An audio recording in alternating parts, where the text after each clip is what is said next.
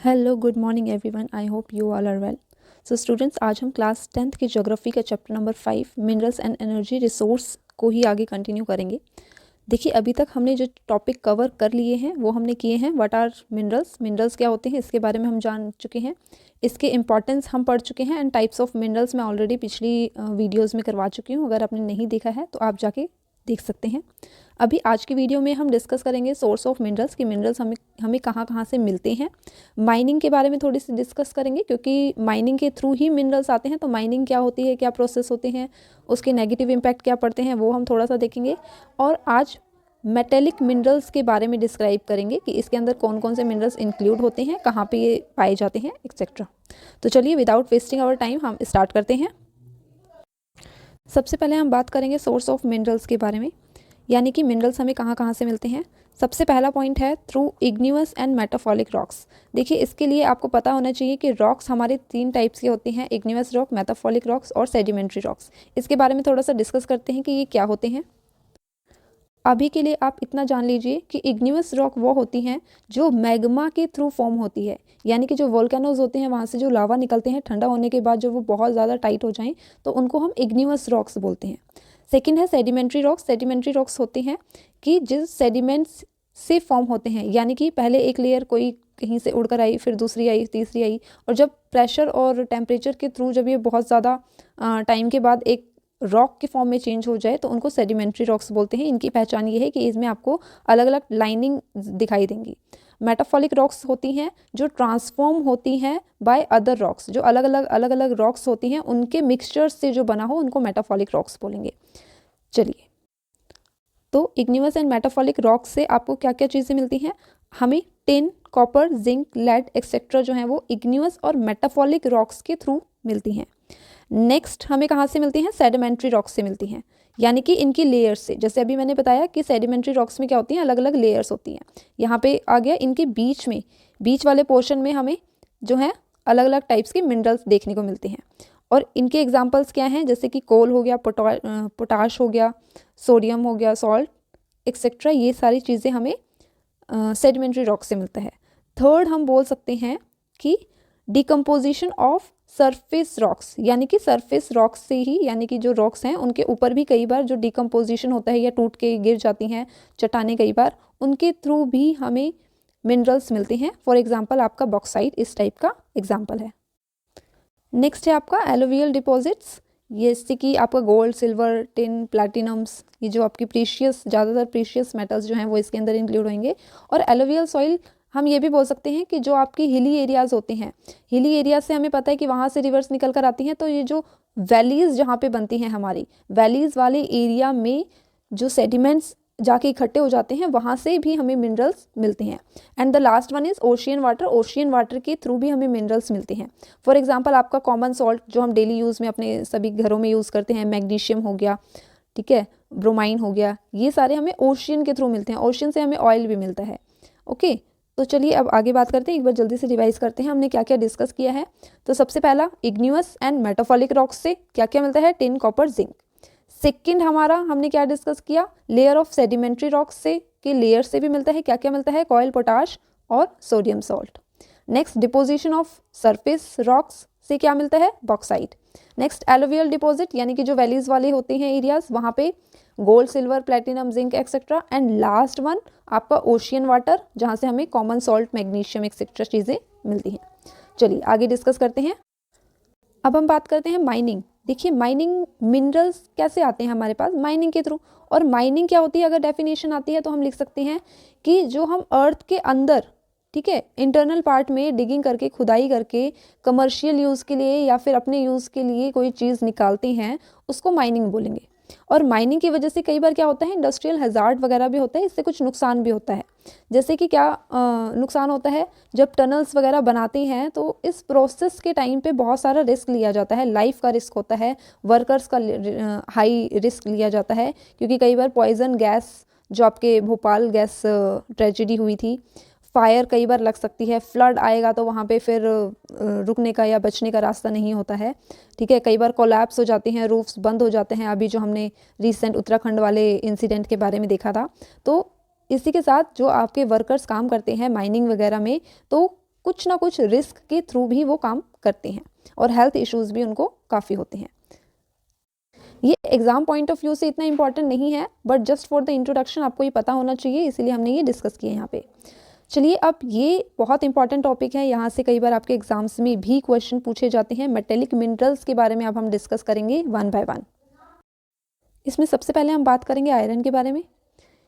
Percentage देखिए, आपको इतना इंपॉर्टेंटली लर्न करने की ज़रूरत नहीं है, बट इनके प्लेसेस बहुत इंपॉर्टेंट है, जैसे कि उड़ीसा, छत्तीसगढ़, कर्नाटका, झारखंड, इन जगहों पे आयरन की माइनिंग की जाती है।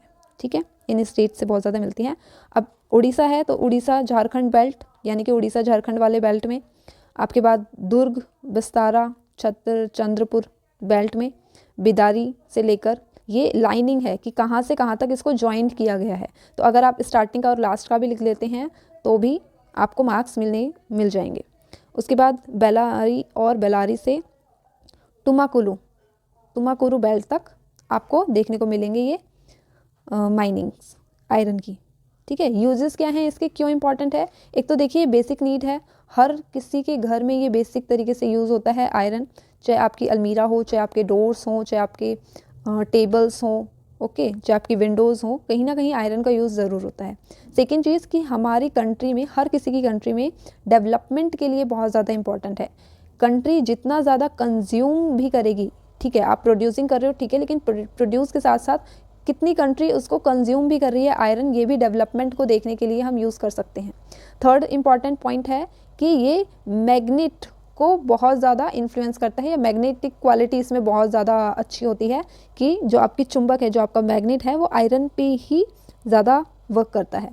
और इलेक्ट्रिकल इंडस्ट्रीज़ में बहुत ज़्यादा यूज़ होता है। पुराने जो टेलीफोन्स होते थे, कभी आपने खोल के देखा हो तो उसके अंदर एक छोटा सा मैग्नेट ज़रूर लगा होता था।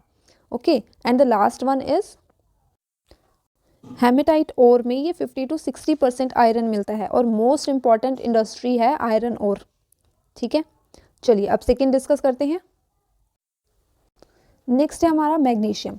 मैग्नीशियम हमें कहाँ कहाँ मिलेगा?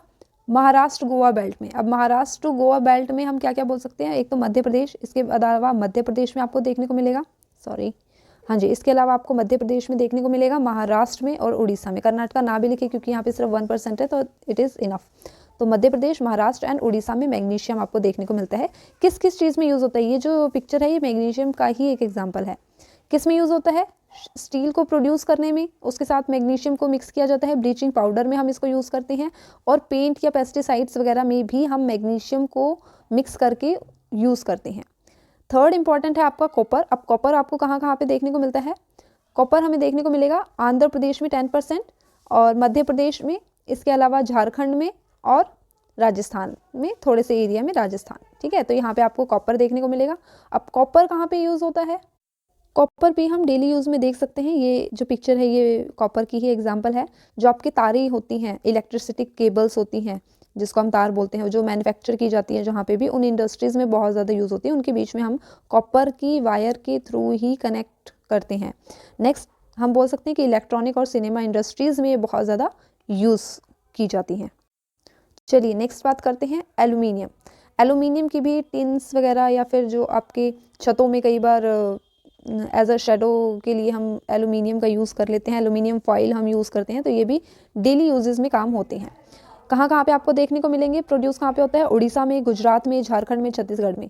देखिए झारखंड, छत्तीसगढ़, उड़ीसा, ये मेनली हर एक के उसमें बोला गया, हर एक मेटल में ये 3-4 स्टेट्स जो हैं वो कॉमन है। ठीक है, ओके। नेक्स्ट, इसको यूजेस कहाँ किए जाते हैं? इसका और क्या है, यानी कि रॉ मटेरियल इसमें क्या यूज़ किया जाता है? बक्साइड यूज़ किया जाता है। स्ट्रेंथ आयरन के जगह पे इसको यूज़ कर सकते हैं क्योंकि एक तो लाइट वेट होती है, सस्ती भी होती है, एंड द थर्ड इज़ ये बहुत ज़्यादा कंडक्टिविटी होती है। यानी कि नेक्स्ट हम माइका के बारे में बात करते हैं। देखिए सबसे पहले आप ये जानिए कि माइका जो है इस टाइप का होता है और ये सेडिमेंट्री रॉक्स में के थ्रू मिलता है। यहाँ पे भी अगर आप ध्यान देंगे तो यहाँ पे ऐसे लाइनिंग है, तो ये सेडिमेंट्री रॉक्स का बहुत अच्छा एग्जांपल्स होता है जहाँ पे आपको लेयर्स दिखाई दें, वो सेडिमेंट्री रॉक्स के थ्रू हमें मिला है। अब जानते हैं कहाँ कहाँ पे प्रोड्यूस होते हैं, कहाँ कहाँ पे हमें देखने को मिलता है।